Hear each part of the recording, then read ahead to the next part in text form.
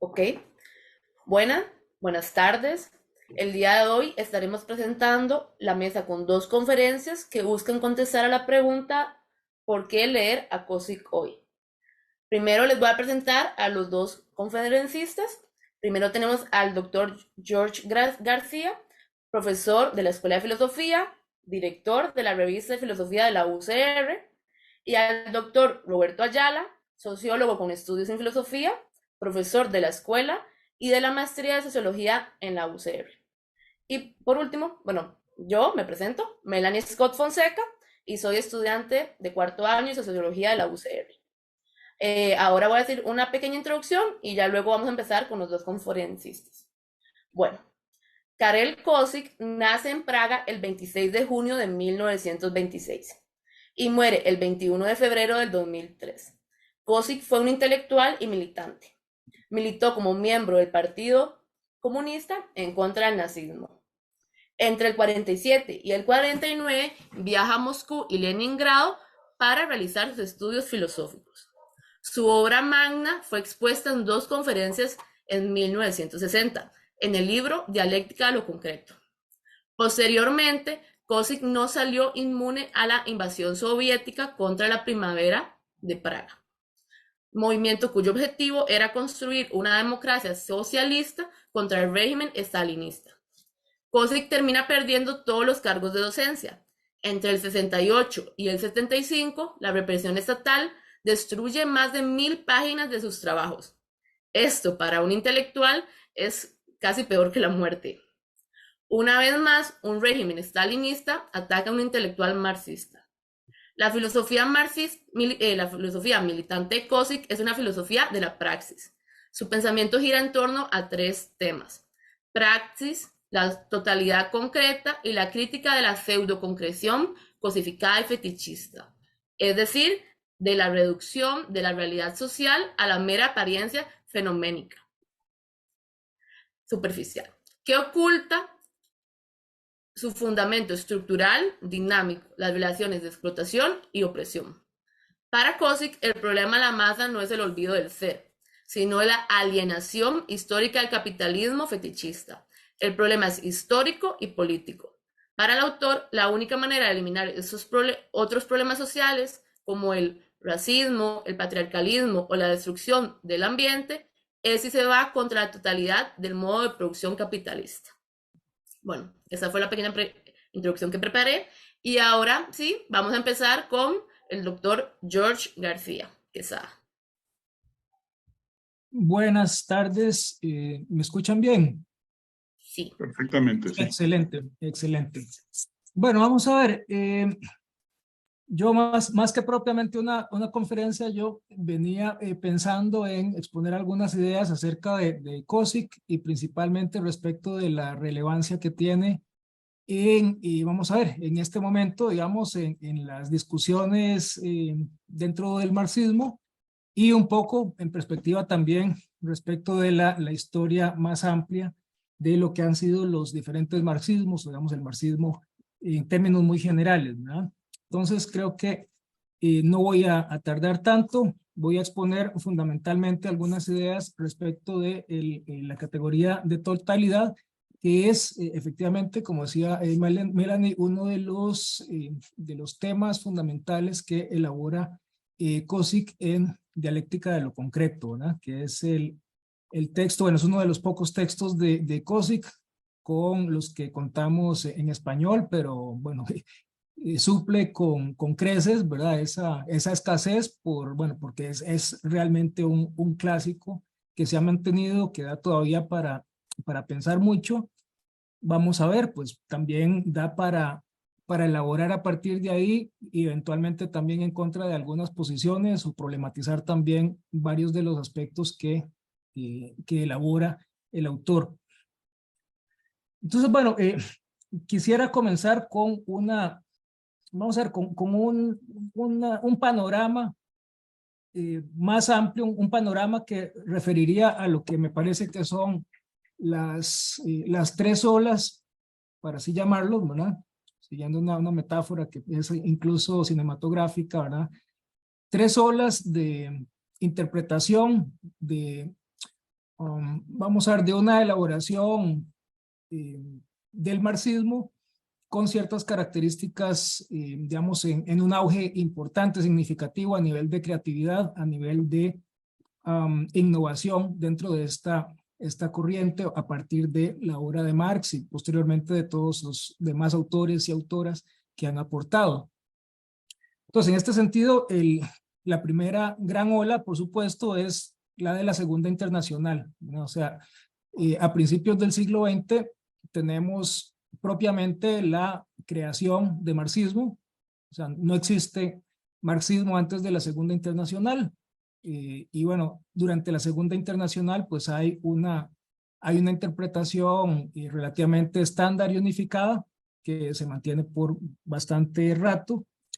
Um, sí, en la Segunda Internacional vamos a tener entonces un marxismo fundamentalmente articulado en torno a la problemática de la explotación, ¿verdad? Y ahí, pues evidentemente, el tema de la plusvalía, de los mecanismos de explotación, de la relación, pues, entre trabajo y capital va a ser fundamental.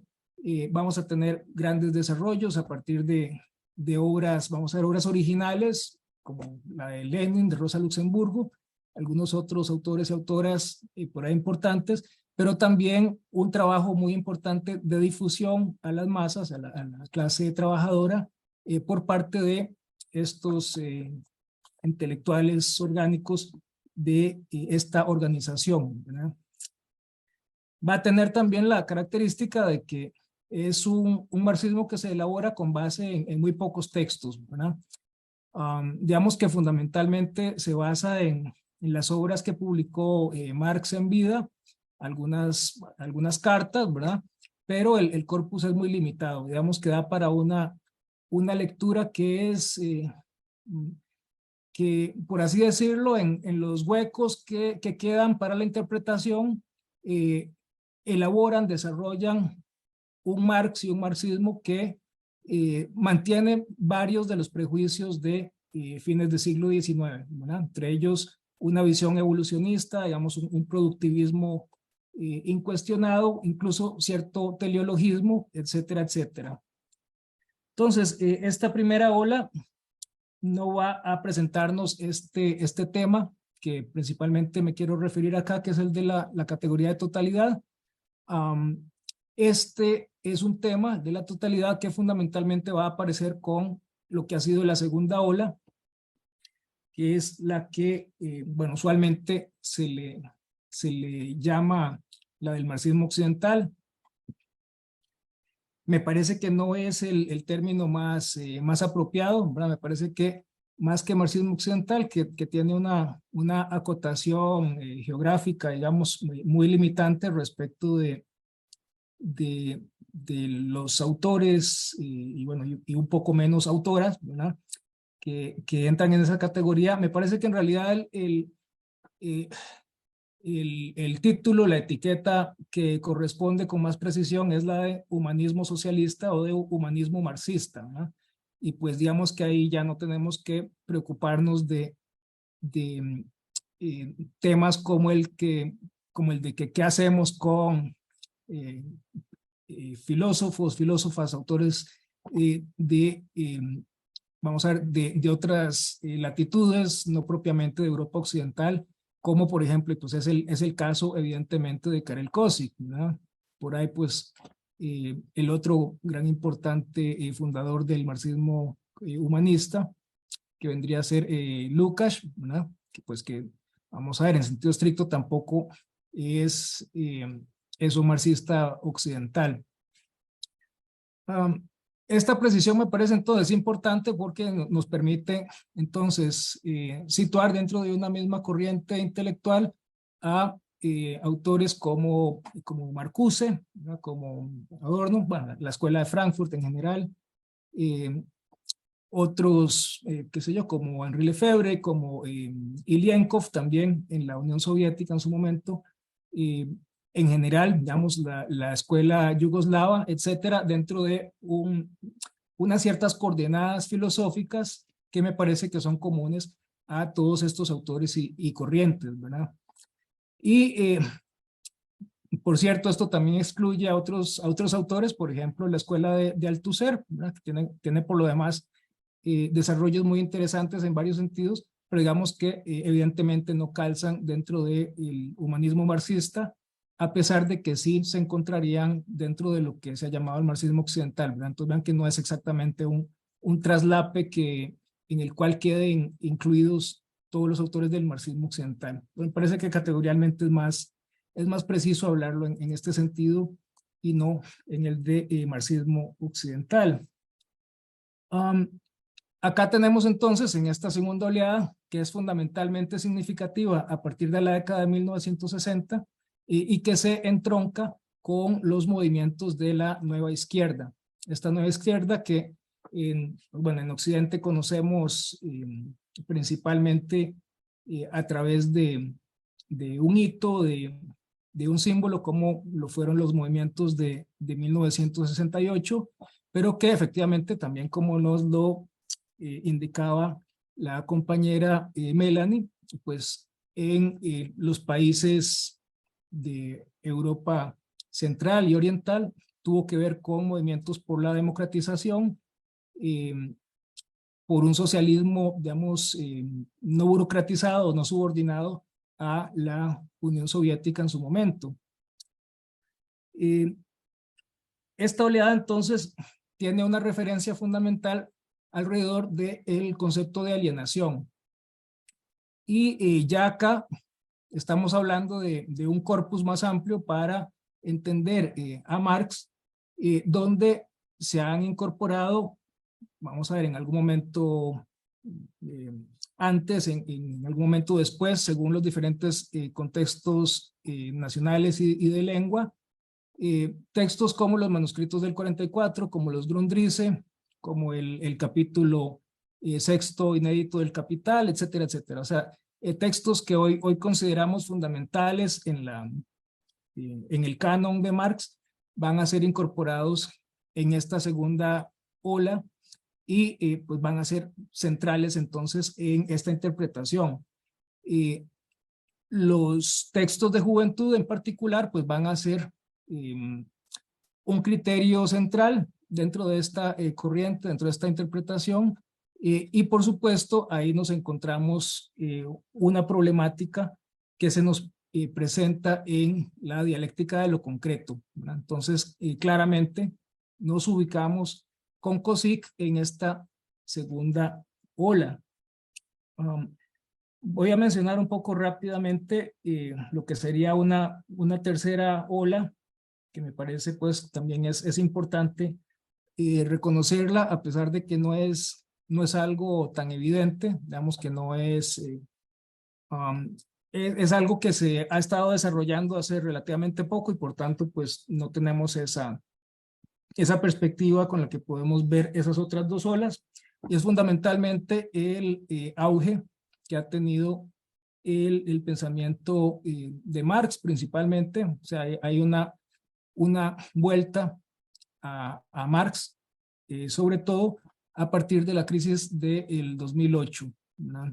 Entonces tenemos una nueva ola de interpretaciones pues muy originales que critican muchos de los aspectos que habían aparecido en las anteriores olas, ¿verdad? Tanto por supuesto, en el marxismo de la Segunda Internacional, como también en el de el humanismo marxista. Por ahí, pues bueno, también es importante esta situación de que ahora el corpus es muchísimo más amplio, ¿verdad? O sea, ahora se habla ya no solamente de los borradores que han ido apareciendo, sino incluso de las anotaciones de cuadernos también, digamos, con anotaciones que no eran para imprenta, digamos, anotaciones básicamente que lo que muestran es el proceso mental, cómo está pensando Marx en su momento sobre diferentes temas, ¿verdad? Y esto pues, nos ha arrojado una serie de nuevos textos con temas, por ejemplo, como el colonialismo, ¿verdad?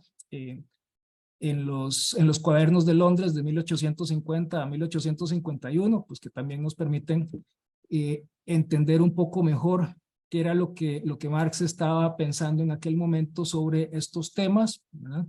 Y cómo pues iba variando respecto de otras interpretaciones o de otras formas de encuadrar la problemática en textos anteriores suyos, ¿verdad?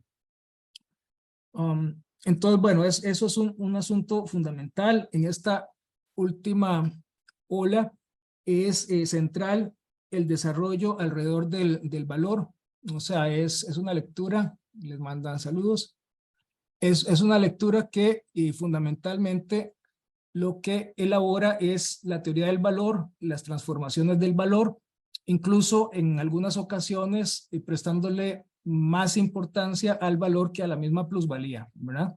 Que, bueno, vamos a ver, la crítica de la plusvalía muchas veces en la Segunda Internacional casi siempre pasaba de largo respecto de este tema, ¿verdad? Había una crítica de la plusvalía, pero no necesariamente una crítica del valor como tal. Y esto sí es un tema fundamental en esta corriente más contemporánea de lectura de Marx.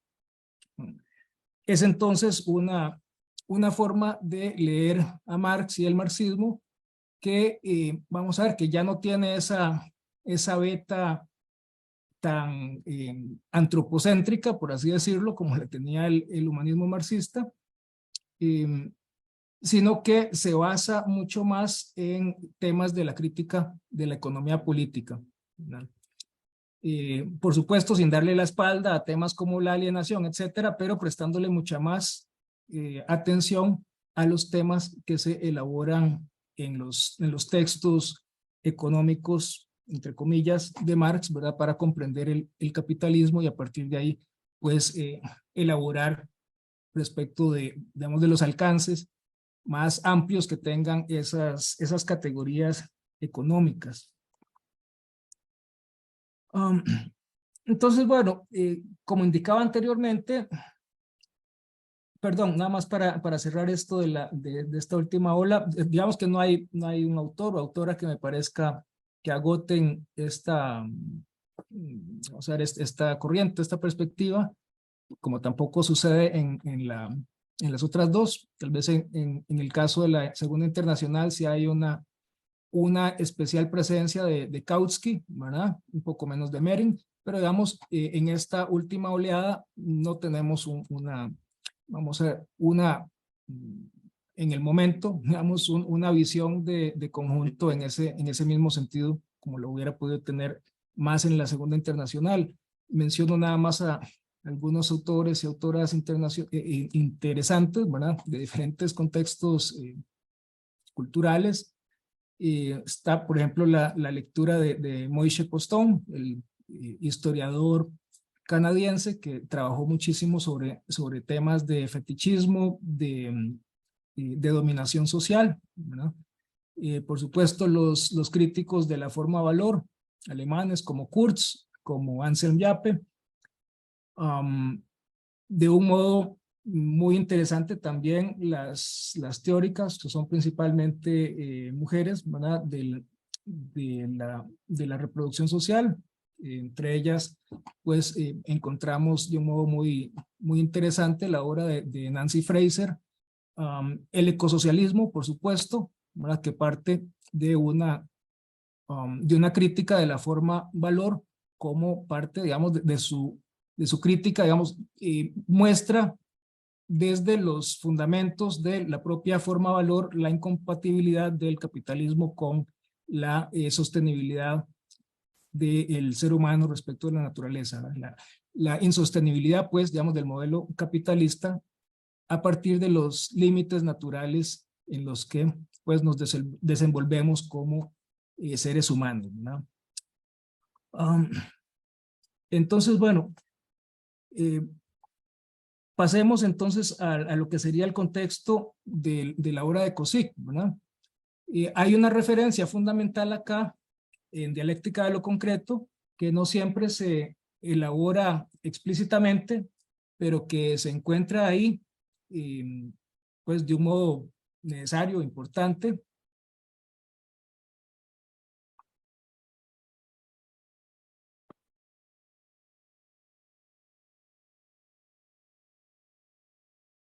¿Qué es el concepto de totalidad en Historia de Conciencia de Clase de Lukács?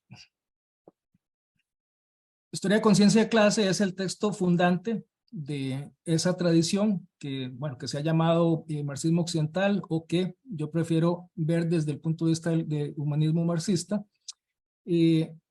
Una obra de 1923, o sea, estamos cumpliendo los 100 años precisamente. Si mal no recuerdo, fue en junio, con más precisión, que se cumplieron esos 100 años de publicación de la obra.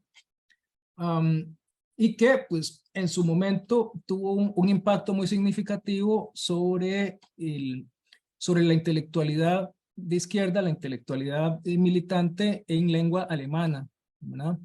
Y va a ser, digamos, pues un poco más retardada su influencia sobre otros contextos.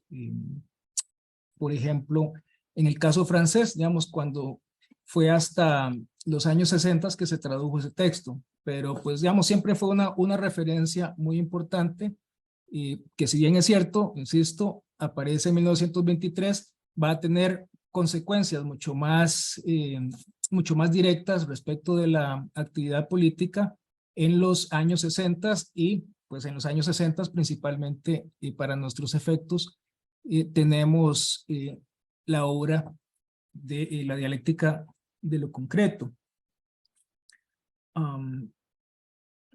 De hecho, bueno, es precisamente en 1963 que se publica este texto. O sea, es un texto, el de Kozik, que no aparece respondiendo aún a las críticas altuserianas, ¿no? Althusser tiene varias críticas pues bastante importantes respecto del concepto de totalidad, al menos en su versión más romántica, y sin duda alguna respecto de la concepción de totalidad en Historia de Conciencia de Clase. En Kozik no está esa interlocución todavía. Hay más interlocución con Sartre, pero bueno, voy a referirme acá principalmente a algunas características que tiene la categoría de totalidad en Historia de Conciencia de Clase, para a partir de ahí pues situar un poco más el concepto, la problemática en la obra de Kozik. Acá entonces, en primer lugar, es importante señalar que Historia de Conciencia de Clase se encuentra pues un poco más que a medio camino entre el neocantismo de Lukács, de su primera producción de los años anteriores a 1918, y lo que será su producción propiamente desde un marco marxista. Entonces hay elementos todavía muy importantes en esta obra que tienen una referencia, que tienen raíces, por así decirlo, raíces explicativas mucho más pertinentes al contexto del neocantismo.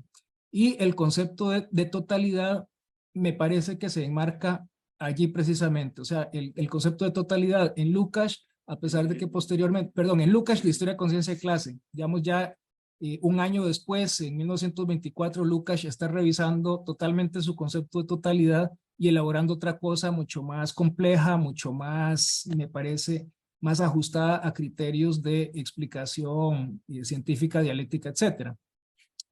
Pero en Historia de Conciencia de Clase, la categoría de totalidad es una categoría que mantiene una cierta conceptualización de tipo neocantiano en varios sentidos. En primer lugar, en este texto, la totalidad se expresa, digamos, la totalidad se refiere fundamentalmente a la forma mercancía como modelo. O sea, lo que quiere decir vamos a ver, esta forma de verlo es que el mundo en el capitalismo se comporta como mercancía. Digamos que para entender este mundo del capital, um, se puede, se puede comprender, digamos, es necesario pensar todo lo que sucede en este tipo de sociedad con base en la mercancía como modelo. Entonces, hay una concepción de totalidad que podríamos decir, en cierto sentido, que es más bien reduccionista, ¿verdad?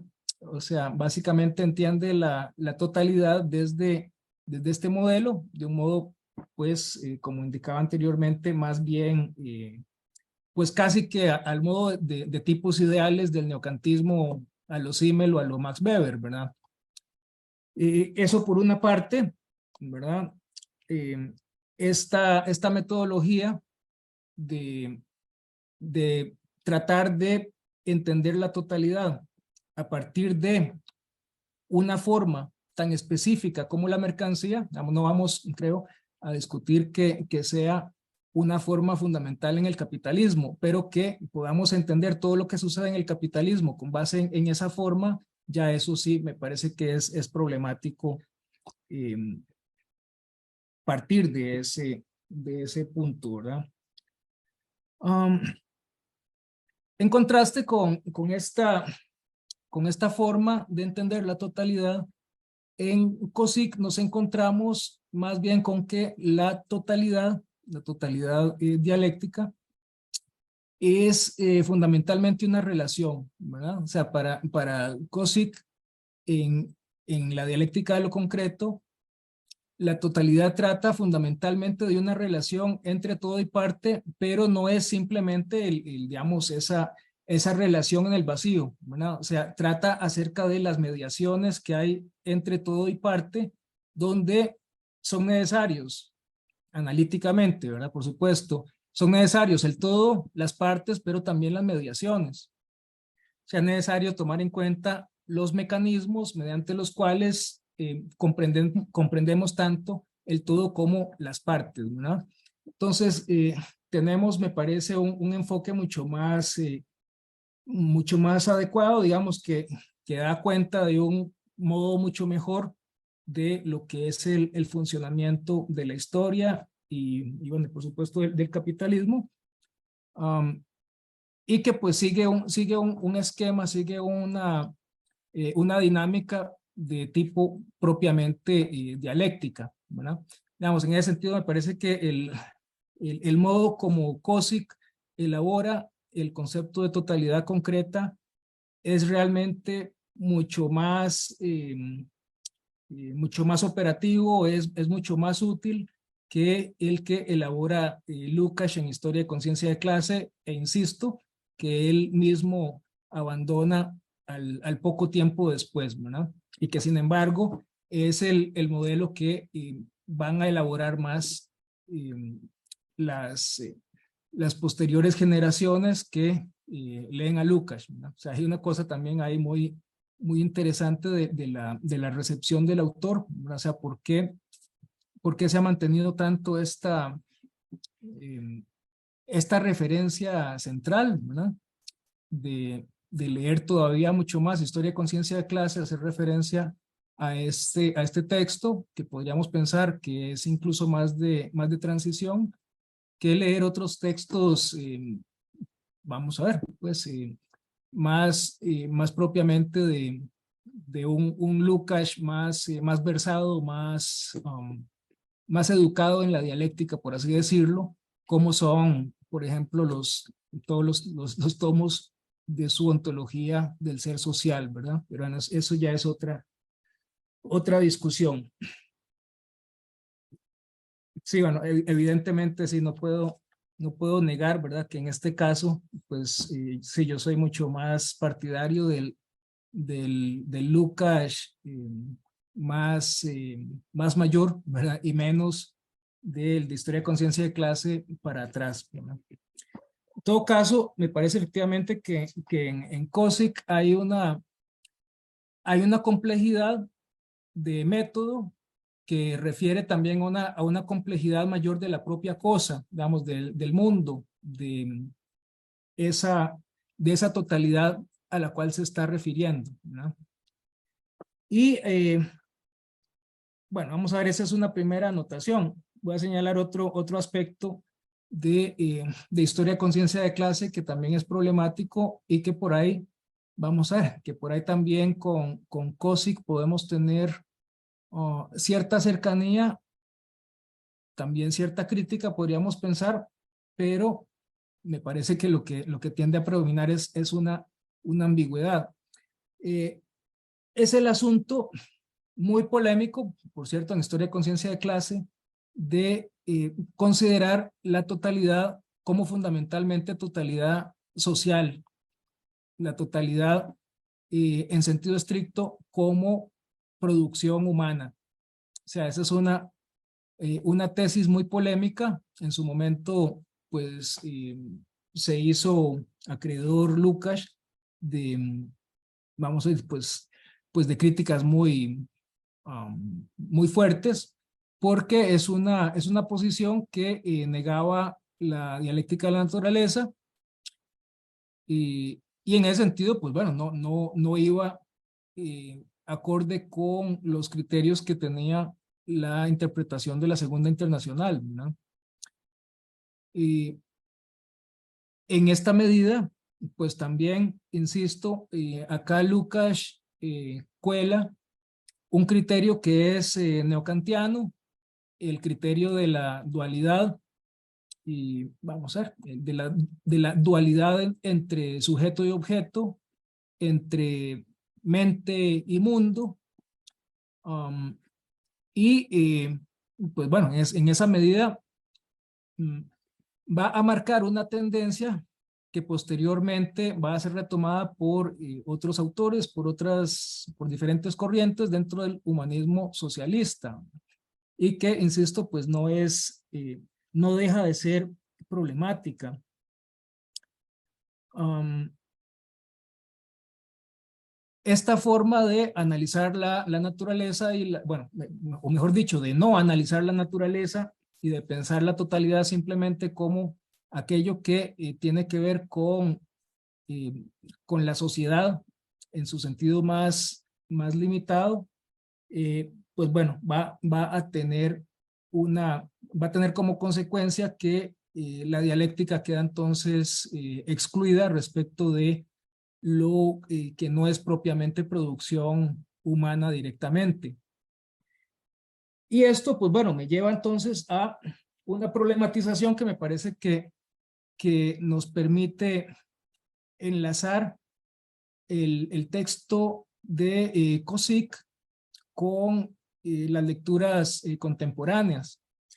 Y es que precisamente en esta problemática de que si la totalidad es solamente aquello que tiene que ver con la producción humana, o si refiere a algo más allá, si refiere a unos condicionamientos naturales, y si remite a, vamos a ver, digámoslo muy rápidamente, si también abarca a la naturaleza no humana, pues ahí tenemos entonces una cierta ambigüedad, me parece, dentro del texto de la dialéctica de lo concreto.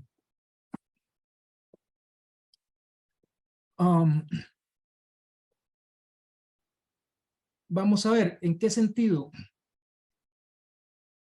Me parece que hay dos conceptos fuertes de la categoría de totalidad dentro del marxismo y dos formas de conceptualizarlo, una de las cuales es efectivamente la que he indicado de Lukács, ¿verdad? De pensar la totalidad como estrictamente la que remite a la acción humana, y otra conceptualización que me parece, vamos a ver, y esto pues también es un tema de debate, ¿verdad? Que me parece que es el modo más propiamente materialista, que no excluye al anterior, ¿verdad? Pero que lo abarca, que es el de la consideración de la totalidad como totalidad social natural, ¿verdad? O incluso como totalidad extrahumana, ¿verdad? Una totalidad extrahumana que condiciona también la actividad de los seres humanos. En este segundo sentido, es que me parece, y acá, bueno, no estoy muy claro cuántas ediciones han habido de este texto, pero bueno, dentro de esta edición clásica que tengo, bueno, clásica para no decir que vieja, desvencijada, y pues en las ruinas de la dialéctica de lo concreto, está, creo que es la edición original, ¿verdad? Me parece que hay dos pasajes que ilustrarían esta segunda posición, digamos, una posición dentro de la cual la totalidad remite a la unidad del el mundo humano y natural, donde, pues por así decirlo, nos encontramos en una concepción monista y no dualista como la que aparecía en Historia de Conciencia de Clase. Entonces, los dos pasajes que están en páginas, en una después de la otra, páginas seguidas, dicen lo siguiente: en la filosofía materialista, la categoría de totalidad concreta es ante todo y en primer lugar la respuesta a la pregunta ¿qué es la realidad? Y solo en segundo término, y como resultado de la solución materialista a esta primera cuestión, es y puede ser un principio epistemológico y una exigencia metodológica. O sea, acá básicamente Kozik de lo que nos habla es de que la totalidad no es simplemente una una forma de comprender el mundo que podríamos eventualmente intercambiar por otra forma, digamos, pluralista, etcétera, sino que lo que busca la categoría de la totalidad o lo que supone la ontología social natural detrás de esta concepción es que la realidad funciona como totalidad, ¿verdad? Y solo porque partimos de esa ontología es que actuamos a continuación en términos de conocimiento, epistemológica y metodológicamente, desde la categoría de totalidad como una construcción intelectual, ¿no? Entonces tenemos una concepción realista en este pasaje. El otro pasaje, dentro de este mismo sentido, también realista y que abarca también o que supone también una dialéctica de la naturaleza, dice lo siguiente, en esta edición vetusta, página 55, en verdad la totalidad no significa todos los hechos. Esto, pues bueno, evidentemente es una tesis que ya había sido explicada por Lucas, ¿verdad? También, totalidad no es todos los hechos, tiene otra orientación. Prosigo, totalidad significa realidad como un todo estructurado y dialéctico, en el cual puede ser comprendido racionalmente cualquier hecho, clases de hechos, conjunto de hechos. Reunir todos los hechos no significa aún conocer la realidad, y todos los hechos juntos no constituyen aún la totalidad. Los hechos son conocimiento de la realidad si son comprendidos como hechos de un todo dialéctico, esto es, si no son átomos inmutables, indivisibles e inderivables, cuya conjunción constituye la realidad, sino que son concebidos como partes estructurales del todo. Acá tenemos entonces una concepción de vamos a ver, de una realidad estructurada que sigue pues que sigue una dialéctica, ¿verdad? Y que en este sentido, ateniéndonos a un criterio propiamente materialista, tendría que abarcar no solamente la actividad humana, sino todo aquello que sucede en el mundo, digamos, en ese único mundo más allá de nuestra percepción, de nuestra actividad, ¿no? Realidad como un todo estructurado y dialéctico, en el cual puede ser comprendido racionalmente cualquier hecho, insisto. Entonces, tenemos esta beta, llamémosla más propiamente materialista, por un lado, pero por otro tenemos también algunos pasajes en la dialéctica de lo concreto que apuntan en el sentido más cercano a historia y conciencia de clase. Leo acá, en la página 75, dice Kozik, la totalidad en un sentido materialista es creación de la producción social del ser humano, mientras que para el estructuralismo la totalidad surge de la acción recíproca de las conexiones y estructuras autónomas. Los frutos de la actividad del ser humano son separados de la actividad misma.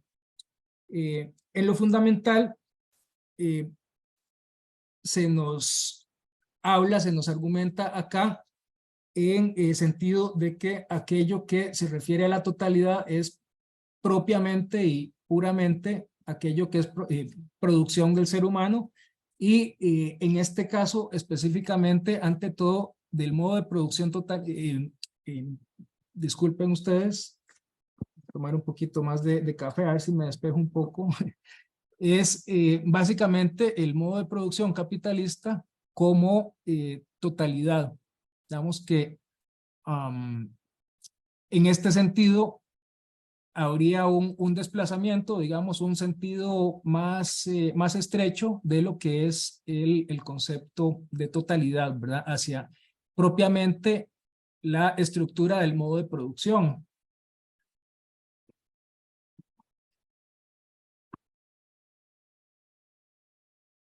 Ahora, no voy a entrar entonces en mucho detalle, pero ya que, pues bueno, me he extendido bastante, voy a indicar solamente que respecto del estado actual, respecto de lo que llamé esta tercera ola de interpretación de Marx y de marxismo,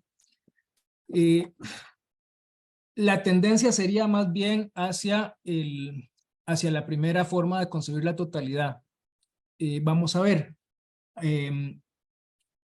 habrían varios elementos al respecto.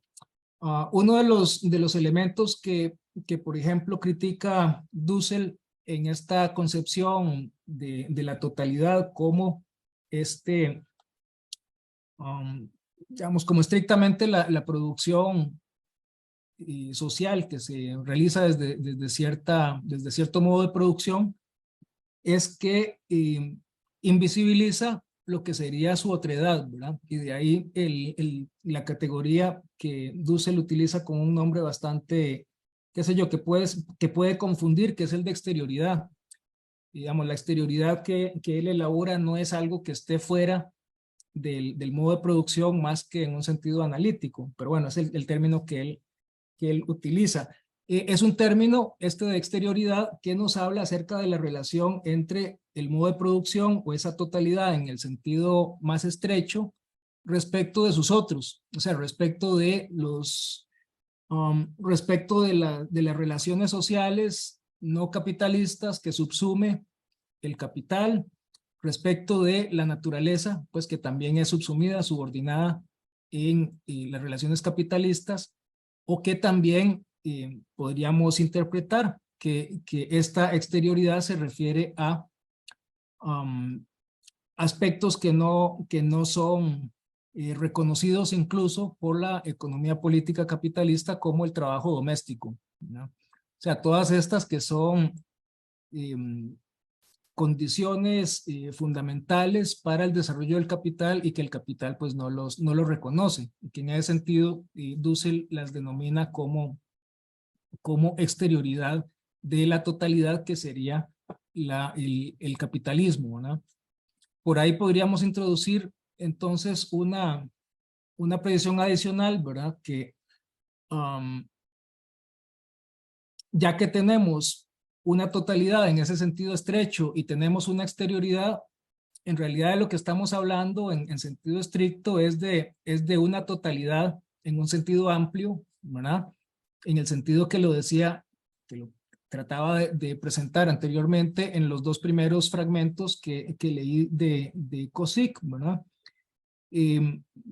Puesto que pues esa relación entre totalidad, digamos, o totalización con T minúscula y exterioridad remite a una relación más allá que esa sí sería, me parece, la totalidad en un sentido ontológico que reconoce a la naturaleza, que reconoce a las sociedades humanas y los modos de producción como parte de esa naturaleza más amplia, ¿verdad? Y, entonces, bueno, creo que en ese sentido, la categoría de totalidad de Cossick, pues tiene también esa limitación, digamos, ese antropocentrismo que, bueno, que critica Dussel, que me parece que Dussel no lo elabora suficientemente, pero que sobre todo se ha mostrado, eh, digamos, insuficiente para dar cuenta de problemas como digamos, las consecuencias ambientales, todos los condicionantes de la naturaleza, temas como la misma, la misma expansión capitalista respecto de otros contextos sociales, otros modos de producción, etcétera, ¿verdad? Entonces, en ese sentido, pues digamos que me parece que esa ambigüedad en la que permanece dialéctica de lo concreto, pues es algo que hay que cuestionar, digamos, que hay que problematizar, que tenerla en cuenta. Y bueno, pues por lo demás es un gran texto para pensar este tipo de problemática. Por aquí quedo entonces por ahora. Muchas gracias. Bueno, muchas gracias, George. Y ahora seguimos con la presentación de Roberto Ayala. Nada más recordarles que en Facebook pueden dejar sus comentarios o preguntas que vamos a abordar al final de la presentación de Roberto. Hola, hola, buenas noches a todas, a todos. En primer lugar, agradecer a Melanie y a Marilyn la colaboración con esta actividad, que es fundamental, y por supuesto a George, viejo amigo, colega, compañero, por la participación en la actividad con una presentación a la altura de las expectativas, ¿no? Que expresa muy bien el amplio conocimiento que tiene el profesor García de los debates en el marxismo históricos y actuales. Tengo que arrancar diciendo que yo tengo la misma edición que George, que es la primera, así en castellano, y que además gráficamente no era muy buena, porque el mío por lo menos está todo deshojado, ¿no? Y las hojitas, ¿no? La Yo edición no era muy también. buena, pero bueno, cumplió el objetivo de divulgar la obra de Cossick de manera temprana, ¿no? Gracias al empeño editorial de, Sánchez Vázquez. Y por ahí estaba viendo que hay una edición más reciente, mexicana también, y que incorpora textos anteriores y posteriores de Cossick, o Cossick, junto con el texto central de la dialéctica de lo concreto. Yo, bueno, voy a presentar algunas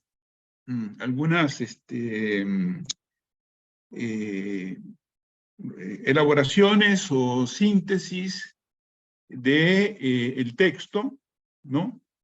Pero enfocándome sobre todo en el primer ensayo, ese que se presentó como ya dijo Melanie, en una conferencia en 1960, ¿no? Dialéctica de la totalidad concreta, que es el primer ensayo del libro, no porque sea el más importante, sino porque, en mi opinión, es el que de alguna manera sintetiza buena parte de lo central del libro de conjunto, establece el marco para los otros tres ensayos. Y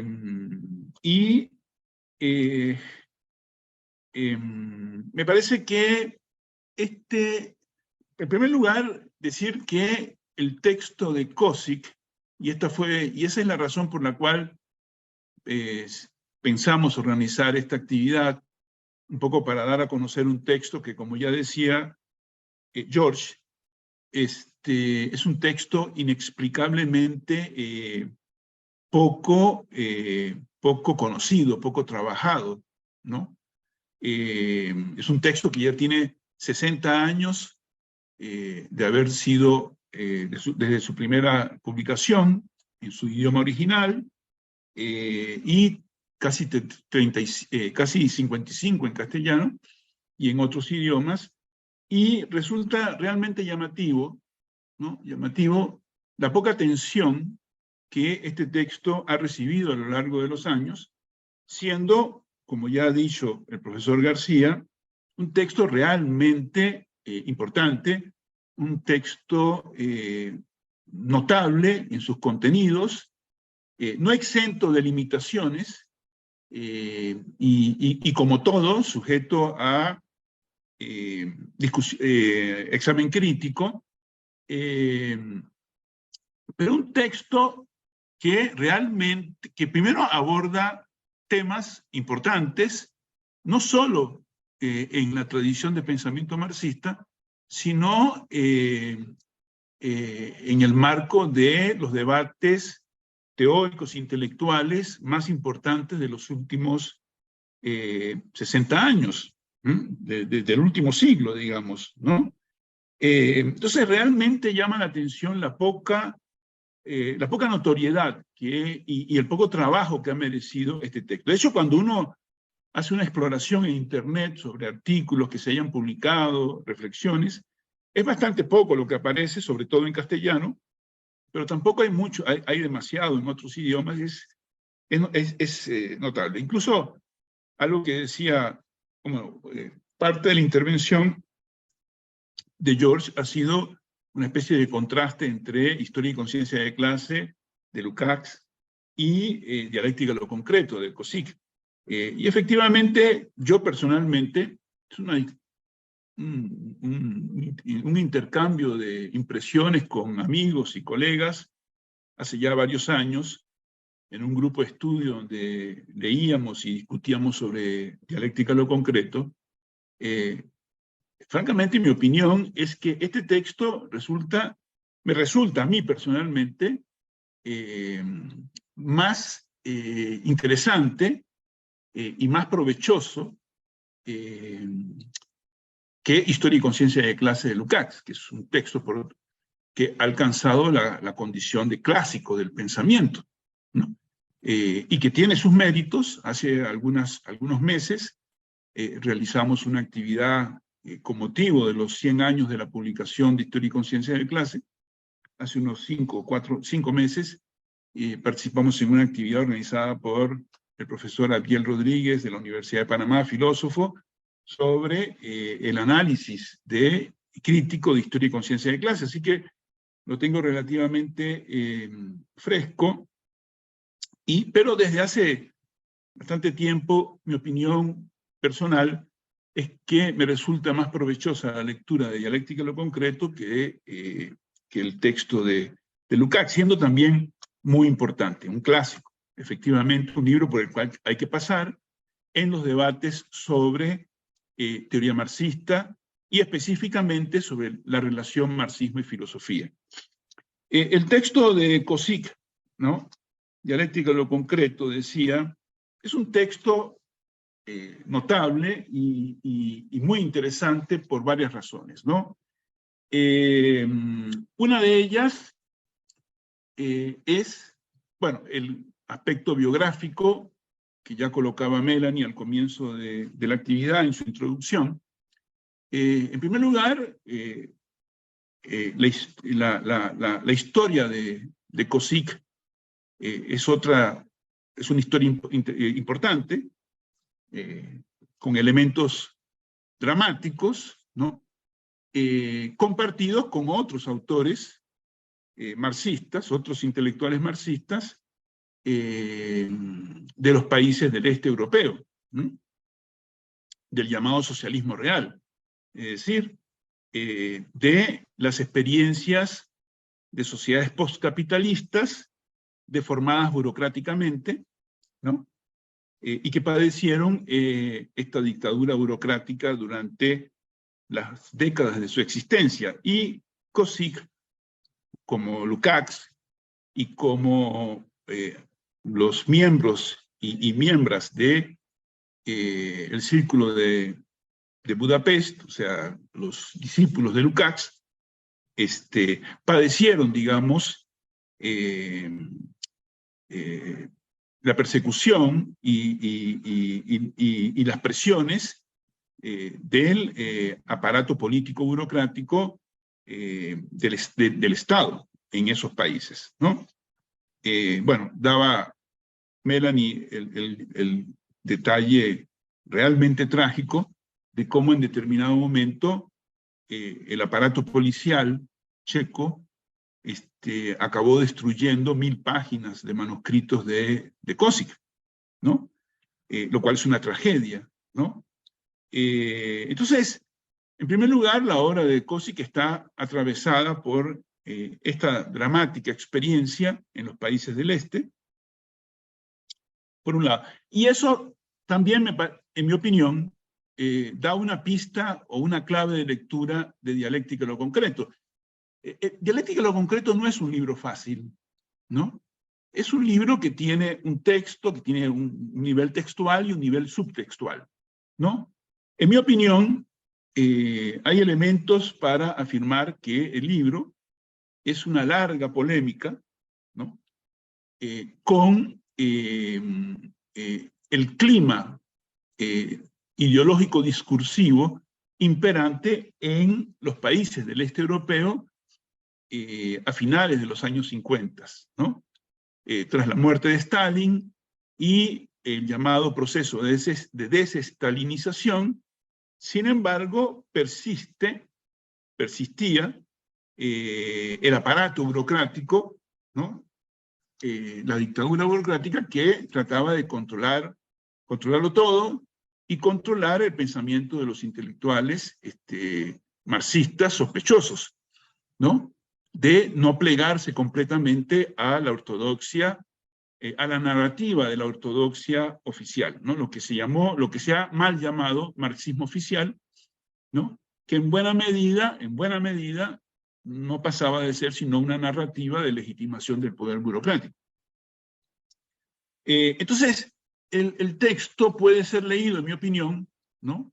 Como clave de interpretación, como una polémica apenas disimulada con ese clima intelectual pesado, esa escolástica, ¿no? Contra ese, comillas, marxismo esclerotizado, ¿no? Que constituía el discurso oficial, ¿no? La ortodoxia llamada, ¿no? Dicho sea de paso, ortodoxia es un término de origen religioso, ¿no? Sintomáticamente. Entonces, una evidencia de ello es que, por un lado, bueno, en mi opinión, el centro de Dialéctica de lo Concreto del libro, de todo el libro, es la relación entre marxismo y filosofía, ¿no? Košick emprende con este libro y en otros textos de su obra un intento de reelaboración, ¿no? Peculiar de esa relación entre marxismo y filosofía, o lo que podríamos llamar una filosofía marxista, ¿no? Yo prefiero la primera denominación, la relación marxismo y filosofía. Eso tiene que ver también con el hecho, un aspecto que ya tocó George, que yo tenía también acá para tocar, que es el problema de cómo enfoca Košick, ¿no? El tema de la relación, en la medida en que el libro tiene como objetivo un intento de reelaboración de la relación marxismo-filosofía, el problema de la dialéctica y del materialismo desempeñan un papel fundamental en esa exploración, en ese abordaje. Y Košick hace mucho énfasis en la expresión filosofía materialista como sinónimo de filosofía marxista.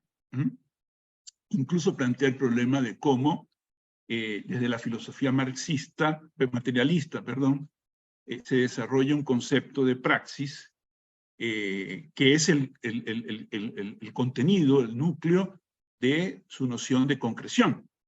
Sin embargo, hay allí tal vez una precisión que podríamos hacer al texto en el sentido de que en realidad la noción de praxis no tiene como origen la filosofía materialista, ¿no? Sino más bien surge de los pensadores idealistas, ¿no? De la segunda mitad del siglo XVIII, comienzo del siglo XIX en Alemania. Sin embargo, Kozik usa esta formulación filosofía materialista como sinónimo de filosofía marxista, por un lado, pero por otro lado, no en todo el texto, no queda, George ya se refirió a esto, no queda del todo claro cuál es la percepción, la concepción que tiene o que defiende Kozik en el debate entre dialéctica de lo real y dialéctica subjetiva, ¿no? No queda textualmente claro, ¿no?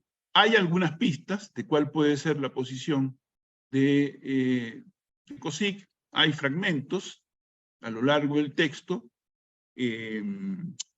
donde, por ejemplo, al comienzo del texto, en el primer ensayo, comenzando el texto, Kozik dice algo que es interesante y que yo comparto y me parece que es muy correcto y que no siempre se hace explícito, y es que toda epistemología, toda teoría del conocimiento se apoya y supone una ontología.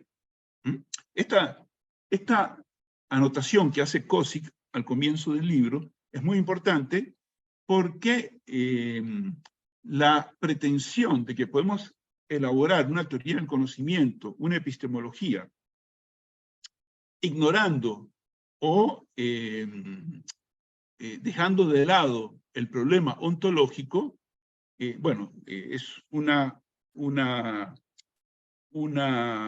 opción que lleva o a un extravío subjetivista o a incorporar elementos ontológicos traficados de manera inconsciente, ¿no? Bueno, Kozik hace algo muy importante que es expresar claramente la relación entre ontología y epistemología. En realidad, desde el punto de vista del marxismo, lo que hay, desde el punto de vista del fundamento de la filosofía marxista, es una ontoepistemología, lo cual tiene, por cierto, un antecedente no lineal en Hegel, porque en Hegel la lógica es una ontológica, es decir, una lógica del ser y del pensar. Entonces, solo que, diría Marx, invertida, ¿no? Pero esta relación ontológica, ¿no?, de ontología y epistemología, es fundamental en la filosofía marxista. Y eso quiere decir, o puede querer decir, que aunque no lo diga explícitamente, Kozik parte, no lo diga del todo explícitamente, Kozik parta del hecho de que la dialéctica como método, ¿no?, la dialéctica subjetiva, la dialéctica como método, como lógica, si prefieren, es la reproducción intelectual de la estructura y la dinámica de lo real, ¿no?, de lo real. Es decir, que hay una dialéctica de lo real que la dialéctica como método, como lógica, reproduce espiritualmente, que es una formulación, es así, que usa explícitamente Kozik, ¿no? La dialéctica viene a ser una reproducción espiritual del mundo, ¿no? En otros pasajes, Kozik utiliza la expresión, dice, lo absoluto es el universo, ¿no? Lo absoluto es el universo, es decir, lo real es el universo. Y el pensamiento crítico racional dialéctico, la razón dialéctica, busca reproducir intelectualmente ese absoluto real. No me gusta mucho la expresión absoluto, pero se puede aceptar en el sentido de un concepto límite, afirmando que el universo es lo absoluto, pero es un absoluto de contornos indefinidos. De modo que es una noción teórica que define más bien un límite, digamos. Un límite que es constantemente desplazado y precisado por el conocimiento humano. Entonces, habría que decir, por ejemplo, que si bien Kozik no toma partido explícitamente sobre el problema de la dialéctica de lo real o de la naturaleza, sin embargo está implícito en su desarrollo. Ahora, también cabría la posibilidad de que hay dos razones por las cuales, tal vez puede haber otras, Kozik no haga explícito, no haga una toma explícita de posición. Una, un poco porque se está cubriendo las espaldas en relación con el clima oficial, ¿no? Intelectual oficial, discursivo oficial, en el sentido de que en los términos en que dialéctica de lo concreto está redactada, Kozik fue objeto de acusaciones de idealismo filosófico, ¿no? Así que uno puede sospechar que no podía darse el lujo de cuestionar la dialéctica de lo real, la dialéctica de la naturaleza, ¿no? Esa puede ser una razón. Otra, simple y sencillamente, es que Kozik compartía el postulado, la concepción de la dialéctica de lo real, y lo daba por descontado en la medida que en el medio social y cultural en que vivía, este era un elemento omnipresente, muy apreciado por la narrativa oficial del marxismo institucionalizado, que se mencionaba. Entonces, una de dos, o lo da por descontado porque justamente en la medida en que quiere polemizar con la concepción del marxismo oficial, este elemento ya estaba en el marxismo oficial, así que lo da por descontado, lo incorpora. Otra es que no lo compartiera, pero no pudiese darse el lujo de cuestionarlo.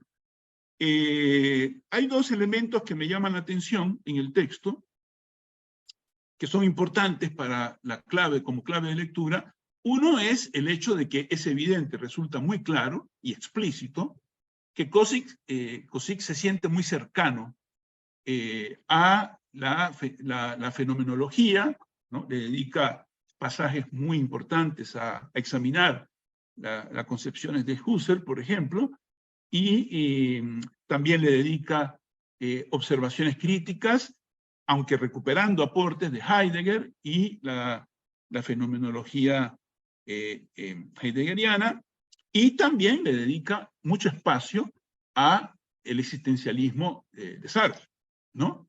De hecho, plantea el tema de la modificación existencial como uno de los instrumentos de la superación de la pseudoconcreción, además de reivindicar el método progresivo-regresivo que formula Sartre en varios de sus textos. Entonces, es interesante este asunto de la proximidad intelectual que Kozik siente con respecto a la simpatía crítica, pero la simpatía que claramente intelectual que Kozik siente con respecto a la fenomenología y al existencialismo, ¿no? Otro elemento que me llama la atención sobre este tema de la dialéctica de lo real y la dialéctica subjetiva como método de reproducción espiritual de lo real es que Kozik, y esto me parece muy importante, se suma a, bueno, no se suma, pero ignora olímpicamente a Engels. Es decir, el libro tiene 269 páginas, ¿no? Y Kozik prácticamente no hace ninguna referencia a Engels. Y esto es importante y sintomático, porque hay que decir que Engels es un co-creador del marxismo, ¿no? Se ha dicho, el tema del marxismo, como ya también lo decía George, hay debates en el marxismo. El marxismo, para mí, desde mi punto de vista, el marxismo supone una corriente principal, una serie de elementos teórico-metodológicos, ontoepistemológicos, que hacen el fundamento básico, el núcleo duro del marxismo como corriente de pensamiento, y que en principio todo marxista en principio comparte, ¿no? La posición ontológica materialista, dialéctico materialista, tanto en ontología como en epistemología, la relación con Hegel, aunque ha habido marxismos neocantianos, espinocianos, incluso intentos de articular marxismo con la teoría de la elección racional, pero la gran mayoría de los marxistas comparten un núcleo duro de elementos, criterios, principios, conceptos y elaboraciones que han sobrevivido hasta el presente porque han resistido una enorme cantidad de pruebas de la realidad y argumentativas, ¿no? A partir de ahí, de ese tronco principal compartido por la gran mayoría, aparece una ramificación, una enorme floración de exploraciones que buscan colocar al marxismo en diálogo tensionado, crítico, con las elaboraciones teóricas del pensamiento y la investigación científica de cada época, ¿no? Entonces, por ejemplo, qué sé yo, los intentos, las experiencias de poner, al marxismo a dialogar con, por ejemplo, el psicoanálisis, con el estructuralismo, con los desarrollos de las ciencias naturales, como la teoría de la relatividad, la mecánica cuántica, la teoría de sistemas, más recientemente la teoría del caos y la complejidad, con la epistemología genética de Piaget, etc. Los intentos con la fenomenología, con Max Weber, etcétera, etcétera. Ha habido muchos intentos en los últimos 150, muchas exploraciones en los últimos 150 años de poner al marxismo a dialogar, y es importante que sea así, porque el marxismo surgió y se desarrolló en diálogo tensionado, crítico, con lo mejor del pensamiento e investigación científica heredadas. Así que no hay marxismo. El marxismo no es una doctrina autosuficiente. El marxismo no es una doctrina. El marxismo es una corriente de pensamiento en en proceso, ¿no? Que siempre está en construcción. El marxismo es un proyecto de 170 años que siempre está en proceso de construcción, y ese proceso de construcción del marxismo se desarrolla en diálogo tenso con, repito, lo mejor del pensamiento y la investigación científica. Eso quiere decir que,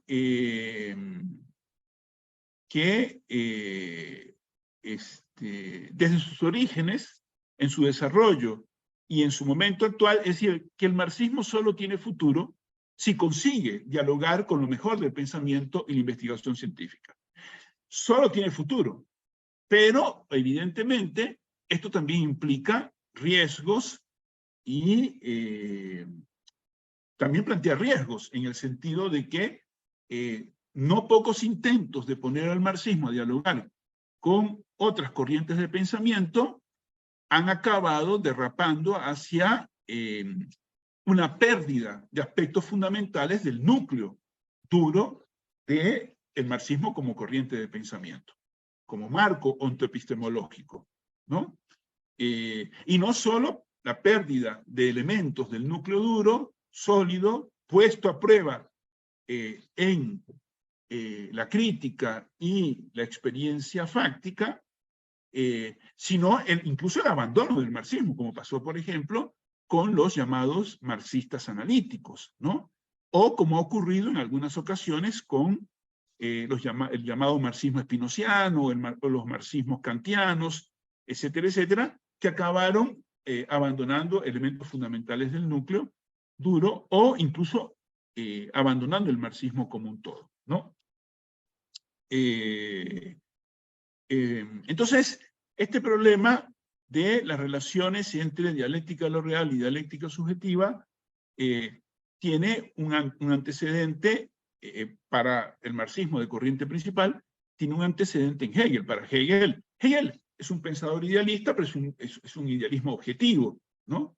Y ese idealismo objetivo, como dice en algún momento, dice Ernst Bloch, me parece que en sujeto-objeto, hace que Hegel sea un pensador realista atrapado en un lenguaje idealista. Es decir, que Hegel estaría casi a 2 cuadras de una posición, es decir, realista, incluso materialista. Uno podría citar incontables pasajes de la lógica y también de la fenomenología del espíritu, donde Hegel se acerca mucho a una posición, o de hecho asume posturas que podrían ser leídas como posturas materialistas y realistas. Entonces, incluso cuando Hegel dice que el método es el automovimiento de la cosa, una formulación como el método es el automovimiento de la cosa puede perfectamente ser leída como una proposición dialéctico-materialista.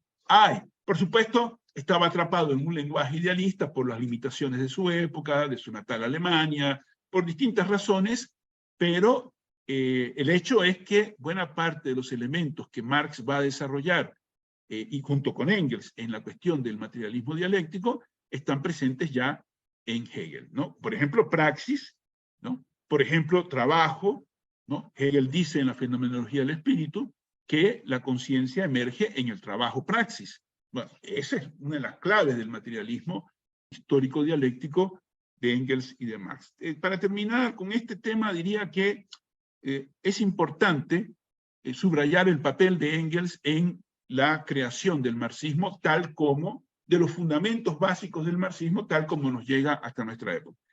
Engels, a pesar de él mismo, no es un segundo violín, no es un mero segundo violín, es un co-creador del marxismo. Por supuesto, Marx es un tipo con unas capacidades que lo coloca en un plano distinto, ¿no? El genio creador, pero la contribución de Engels a la creación del marxismo, sí, ya veo, 10 minutos.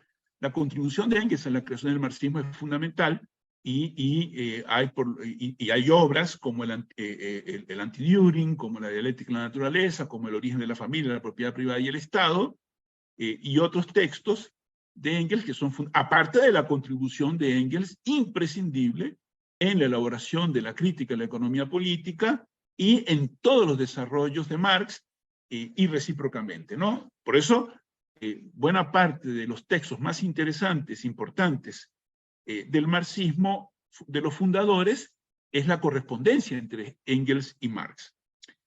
Bueno, en los 10 minutos que me quedan, algunas cosas que son fundamentales como clave de lectura de dialéctica de lo concreto, que a mí me resultan pertinentes. Dialéctica de lo concreto es sobre todo el primer ensayo, es muy interesante el abordaje que decía que Kozik intenta una reelaboración con elementos de originalidad de la relación marxismo y filosofía. Bueno, dialéctica de lo concreto hace un aporte fundamental al tema de la epistemología marxista, ¿no? No solo el tema de la totalidad, ¿no? Que ya, a la cual ya se refirió bastante George, pues sí, hay una elaboración del concepto de totalidad muy interesante.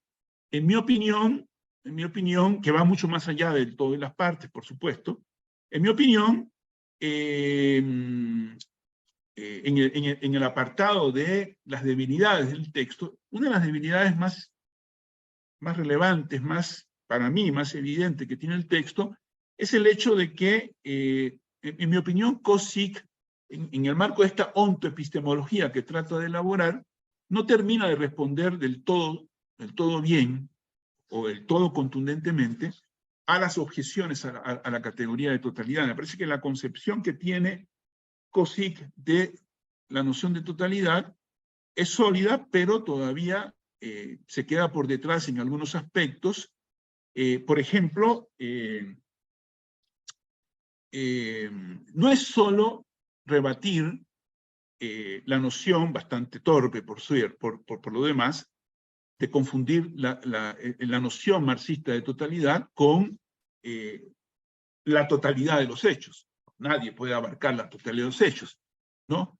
Es un intento de deformación producto de la ignorancia o la mala fe, decir que la totalidad marxista es imposible porque es imposible conocer todos los hechos. No hay ninguna frase, ningún fragmento en Marx que registre esa pretensión. La categoría de totalidad es una categoría relativa.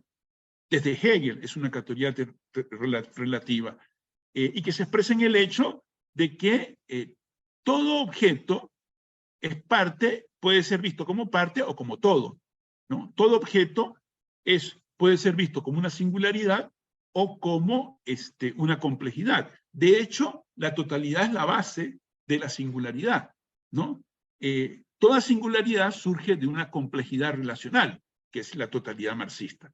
Entonces, el concepto de totalidad es relacional y es relativo. El concepto ontológico, ¿no? Y epistemológico, en el marco de la ontológica heredada de Hegel. Pero el otro aspecto de la totalidad que no está del todo desarrollado en Kozik, no está ausente, pero hay por ahí un pasaje, al menos un pasaje que registré, donde Kozik ve este aspecto que voy a mencionar, pero luego en el desarrollo de la obra no es un elemento axial de la reflexión. Y es que el conocimiento, la categoría de totalidad, en el marco de su relatividad, como herramienta analítica, supone que el conocimiento es una aproximación a lo real, ¿no? Es decir, la categoría de totalidad no puede remitir a la totalidad de los hechos porque el marxismo parte de que el conocimiento es una construcción del sujeto y que por tanto es una aproximación a lo real, ¿no? Por eso Marx dice que no hay verdades absolutas, pero sí hay verdades objetivas, que son históricas, relativas, aproximadas, etc.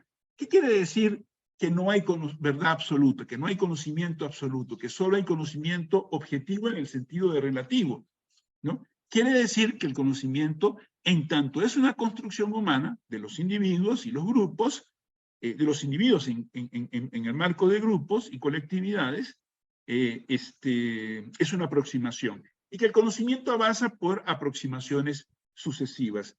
Quien elaboró en profundidad esta noción del conocimiento como aproximaciones sucesivas, como construcción del individuo, del sujeto conocente, y como aproximaciones a lo real, fue Jean Piaget, en el siglo XX, en una obra extraordinaria, ¿no? Que él denominó epistemología genética, y que en mi opinión es la principal elaboración epistemológica, la más completa del siglo XX, ¿no? Y Piaget elaboró en profundidad esto, y sectores del marxismo tuvieron la capacidad de reconocer el aporte de Piaget e incorporarlo explícitamente al acervo del marxismo en el marco de esta relación, como decía hace un momento, del marxismo con lo mejor del pensamiento y la investigación científica, ¿no? Incluso Nahuel Moreno, por ejemplo, teórico marxista argentino, dice algo importante que yo comparto, y es que la concepción, la contribución de Piaget al pensamiento dialéctico incluso va más allá y supera el intento de formalización que hacía Engels con la dialéctica, las famosas 3 leyes, qué sé yo, un intento de formalización que es un recurso perfectamente admisible en el conocimiento científico racional, lo cual no quiere decir que eso sea el fin del debate sobre la dialéctica. Bueno, Piaget avanza en ese sentido y avanza sobre un aspecto que Cosic también menciona en su ontoepistemología, que es la capacidad de la dialéctica para pensar lo nuevo. Este tema de lo nuevo es muy importante. ¿De dónde surge lo nuevo? Bueno, otra vez, en este punto Piaget hace un avance, hace un aporte que avanza sobre los teóricos propiamente marxistas y sobre Cosic también, ¿no? No hay tiempo ahora para elaborar esto, para explicarlo más, pero yo invitaría a revisar la epistemología de Piaget en este tema del surgimiento de lo nuevo, como recombinación de los elementos que componen la totalidad en el marco de la interacción con el entorno. Es decir, lo nuevo surge en el desarrollo del objeto a partir de sus tensiones y contradicciones internas y de su interacción con el entorno. En ese marco surge lo nuevo hay aportes del conocimiento científico convencional, como por ejemplo la teoría de la complejidad del caos en Ilya Prigogine, por ejemplo, las leyes del caos, que le dan cierto fundamento a este elemento de la dialéctica y el surgimiento de la nueva. De hecho, Prigogine parte de que hay los dos conceptos fundamentales de la filosofía de la ciencia serían complejidad y devenir.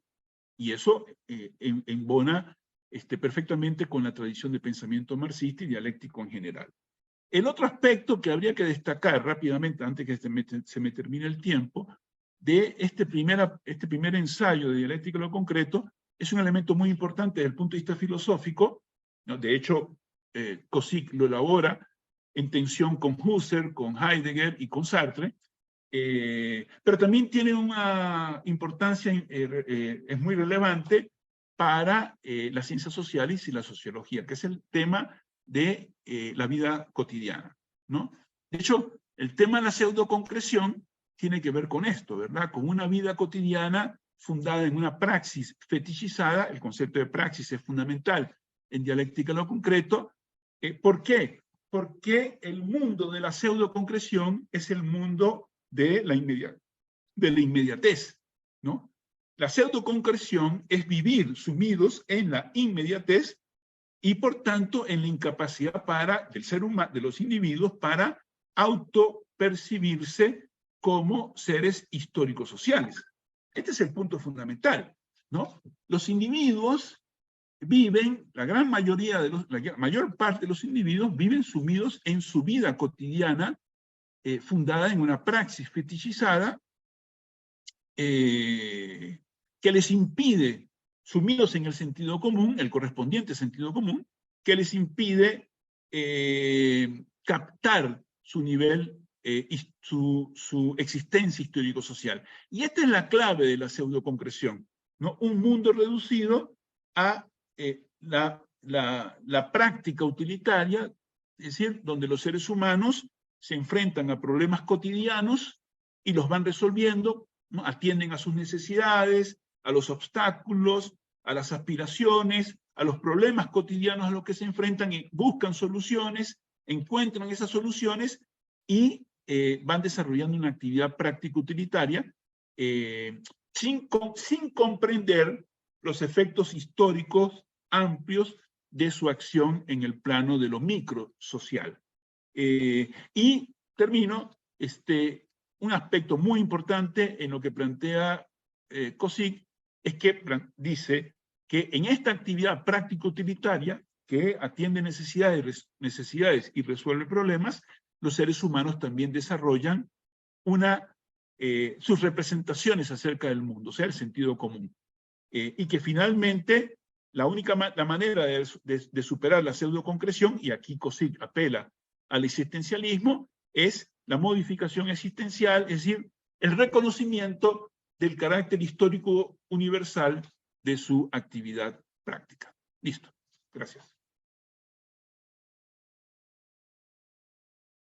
Bueno, muchas gracias, Roberto, por presentarnos.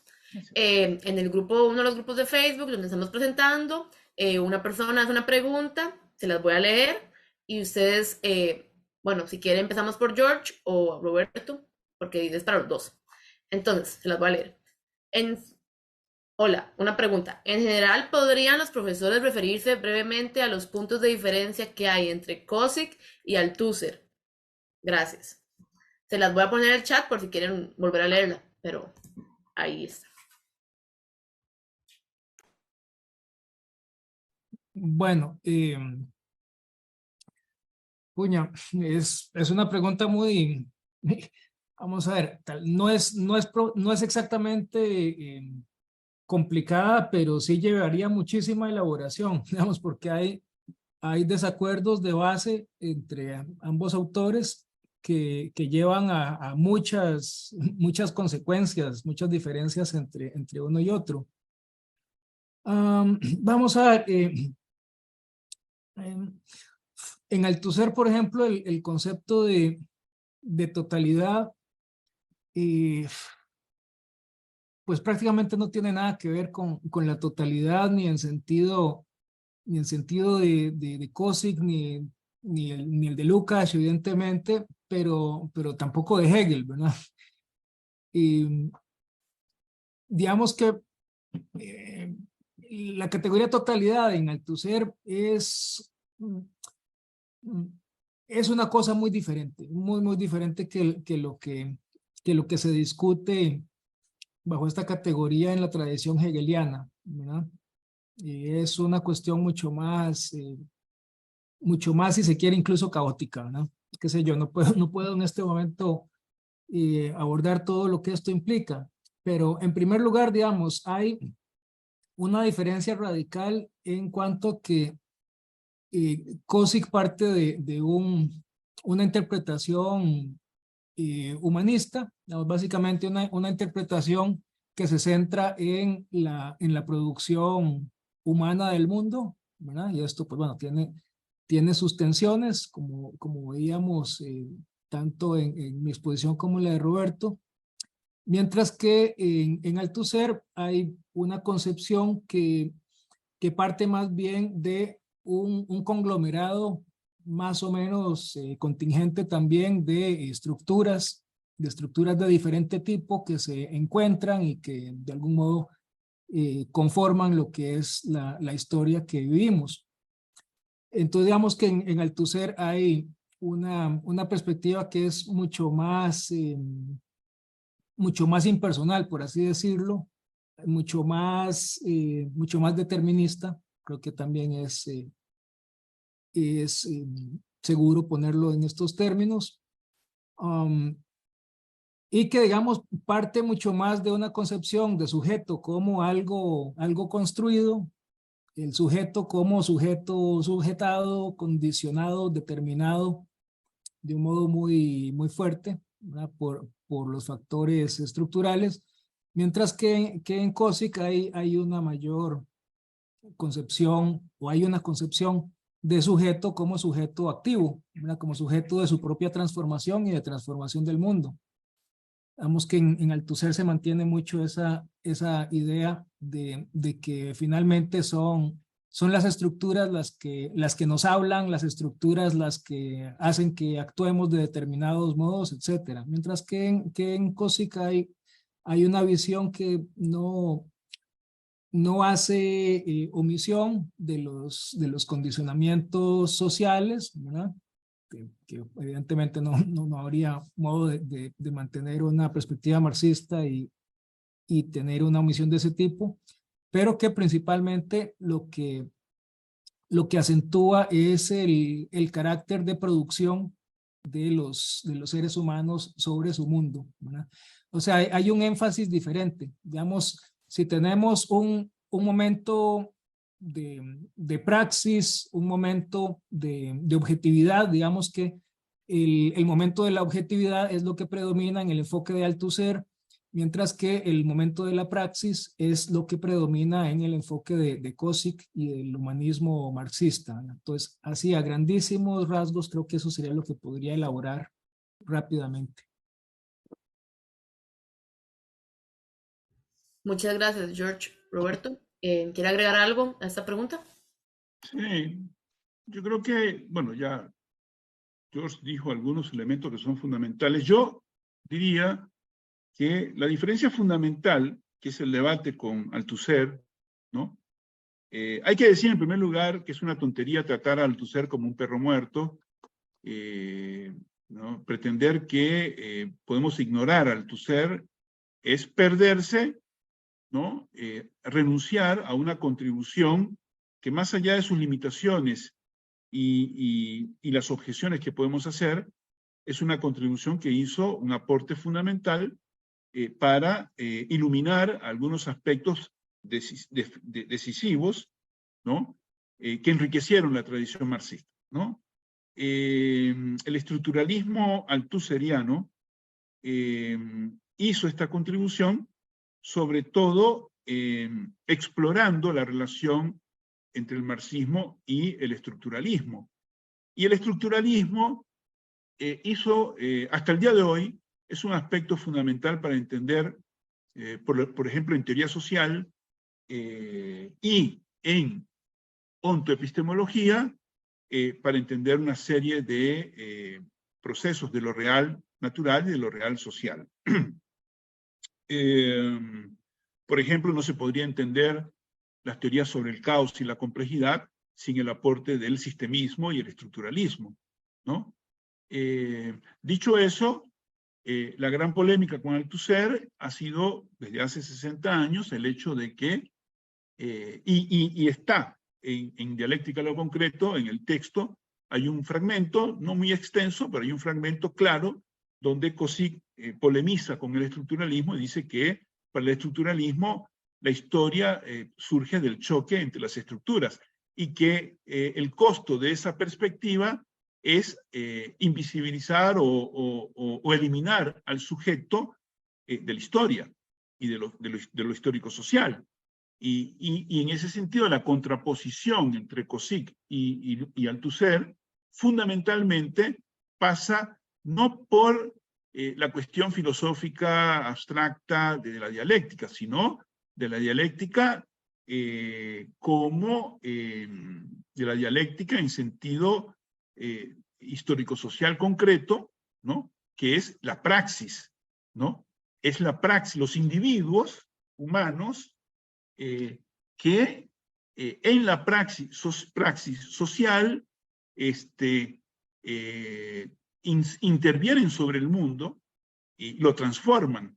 Y es ahí donde Kozik introduce esta noción, que es muy útil y muy interesante, de el carácter ontocreador de los individuos humanos, de los seres humanos, que intervienen sobre el mundo para conocerlo y transformarlo, y en ese proceso de transformar el mundo natural, crean un mundo social y además crean su representación acerca del mundo. Es decir, no solo transforman el mundo natural, sino que le otorgan sentido al mundo material.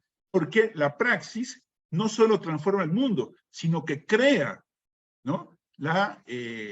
Crea las representaciones humanas acerca del mundo, que luego, en un nivel más elevado, pueden transformarse en conceptualización crítico-racional. Entonces, en la praxis aparece el ser humano se autoproduce como ser social y como criatura social y como ser racional. Es decir, la praxis no solo transforma el mundo, sino que crea espiritualmente al ser humano, ¿no? Y eso está en Hegel cuando plantea que la conciencia emerge en la praxis trabajo. Entonces,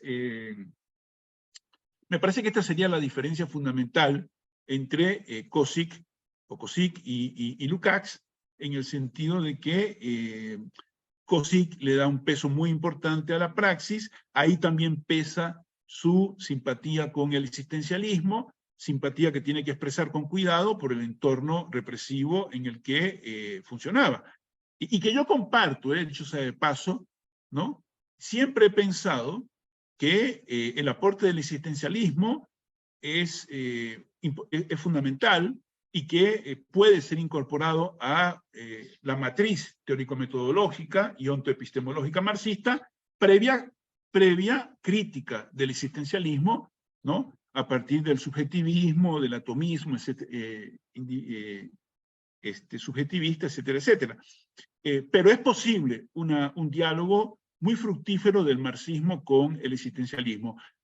Kozik se aproxima a esto, en mi opinión no lo resuelve del todo, ¿no? Se queda a medio camino, no sé si en parte por limitaciones propias y en parte por el entorno represivo que dificultaba, digamos, este paso, pero no cabe la menor duda de que hay allí una tarea pendiente, todavía en mi opinión pendiente, para mí esa sería la distinción fundamental entre Kozik y Althusser, y repito, no se trata de decir que hay que tirar al tacho de la basura a Althusser, sino simple y sencillamente es parte del examen crítico que corresponde en la lectura tanto de Kozik como de Althusser o Lukács o cualquier otro autor.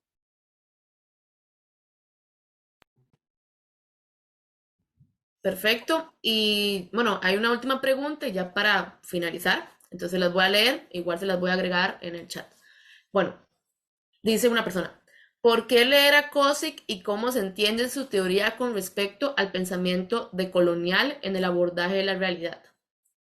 Si quiere empezamos con Roberto para cambiar el orden y luego con George. Leer a Kozik hoy es importante porque el marxismo es importante. Ahora uno puede citar a Sartre cuando dice, yo creo que la formulación de Sartre sigue siendo valiosa, por lo menos desde el punto de vista del pensamiento crítico, y es que el marxismo sigue siendo el horizonte intelectual espiritual de nuestra época. Mientras el capitalismo exista y mientras sigamos viviendo en una sociedad fundada en la explotación del trabajo, la desigualdad social estructural y formas anacrónicas de opresión, ¿no? Mientras vivamos en un mundo fundado en la dominación de clase, en la alienación, en la pseudo-concreción, mientras vivamos en un mundo estructuralmente desigual, la pseudo-concreción seguirá siendo un dato de la vida cotidiana. Hay un pasaje en que Kozik dice otra cosa que yo comparto, y es que no se puede transformar el mundo social desde la cotidianidad, pero dice algo extraordinario, ¿no? Dice, la modificación existencial no tiene carácter revolucionario porque no puede cambiar la sociedad, pero puede cambiar nuestra actitud y nuestra comprensión de la realidad, ¿no? Esto es interesante. Y me parece muy sólido, y yo lo comparto, porque aborda un elemento que normalmente los autores marxistas no abordan, y es que el problema de la emancipación, el problema de la emancipación incluye desalienación. Normalmente cuando la gente estudia el concepto de alienación marxista, dice, ¿y cómo acabamos con la alienación? Y normalmente la respuesta es transformando el mundo, cambiándolo estructuralmente, creando una sociedad de iguales en la libertad. Pero eso es un punto casi que de llegada. El punto es cómo comenzamos a hacer eso. Y la única manera es romper individualmente. En ese sentido, Kozik tiene razón y utiliza el existencialismo para fundamentar su... No explica cuál es la condición de posibilidad de que uno pueda romper individualmente con el sistema. No lo explica. En ese sentido, la explicación, el abordaje que hace Kozik es insuficiente, pero sí dice que sí recoge el hecho de que hay que comenzar con romper individualmente, personalmente con el mundo, con la praxis, con el mundo de la pseudoconcreción, de la vida cotidiana pseudoconcreta, con la inmediatez, con el estar arrojado en el mundo, ¿no? Y aquí utiliza la fórmula fenomenológica clásica, romper con el estar arrojado en el mundo y elevarse a la comprensión del carácter histórico-social. Y esto es Hegel. Elevarse a la comprensión del carácter histórico-social del humano. Esto es la fenomenología del espíritu, ¿no? La odisea del espíritu desde el ser en sí hasta la autoconciencia, etcétera, y el saber absoluto. Entonces, el saber absoluto no es la idea. Entonces,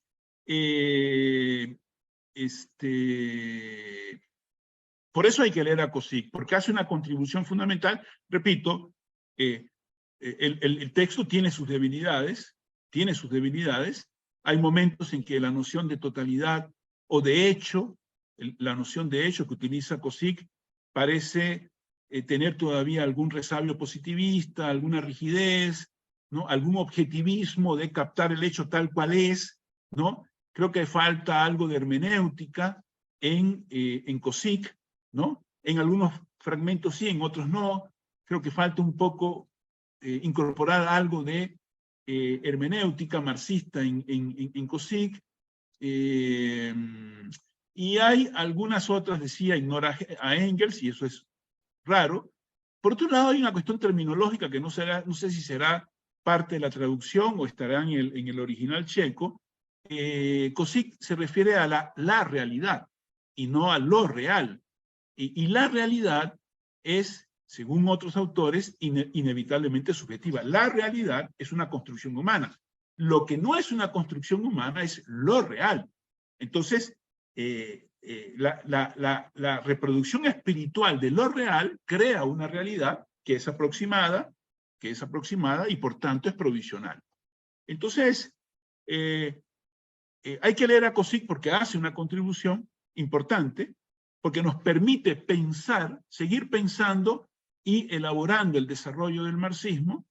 Y finalmente, sobre lo del colonial, yo tendría poco que decir. En mi opinión, las posturas descoloniales, tienen una serie de deficiencias importantes, ontoepistemológicas, y están muy lejos del marxismo. En realidad, buena parte de los decoloniales asumen posturas antimarxistas, ya no digamos antidialécticas y antidialécticas, así que la relación entre el carácter, la crítica marxista del pensamiento decolonial es algo que se ha estado realizando, muchos autores marxistas han escrito sobre eso, Eduardo Gruner, Claudio Katz, Atilio Borón. Uno puede estar de acuerdo más o menos con algunos puntos de vista, pero ha habido, sin dedicarle demasiado tiempo, porque en realidad tanto no lo amerita, ¿no? Pero los vínculos de los postulados decoloniales y el marxismo son bastante distantes, ¿no? Son bastante distantes y en realidad los postulados decoloniales son muy deficientes ontoepistemológicamente e histórico-socialmente también, ¿no? Listo.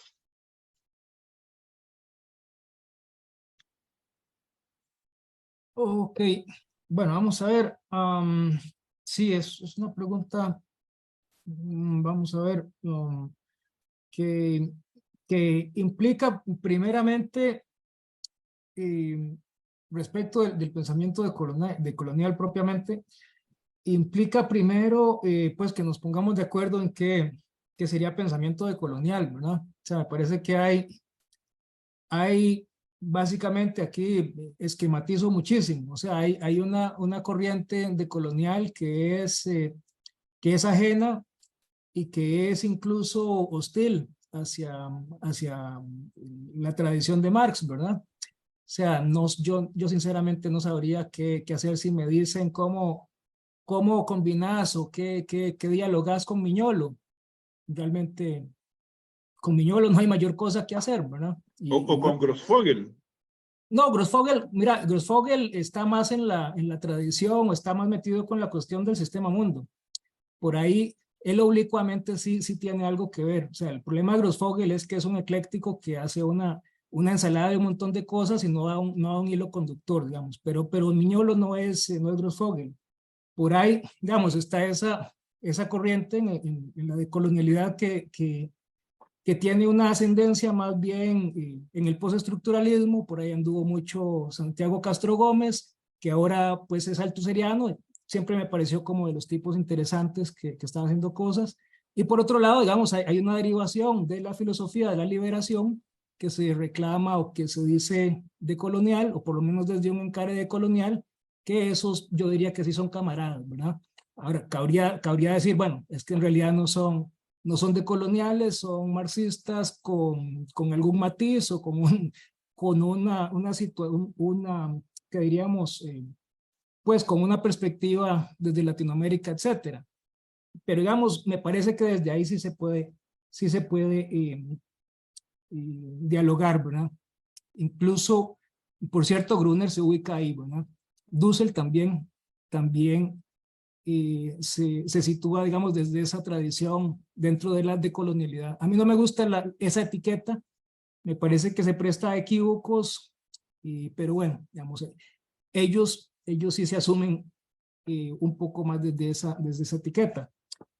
Digamos, ¿qué sería importante de COSIC en esta discusión?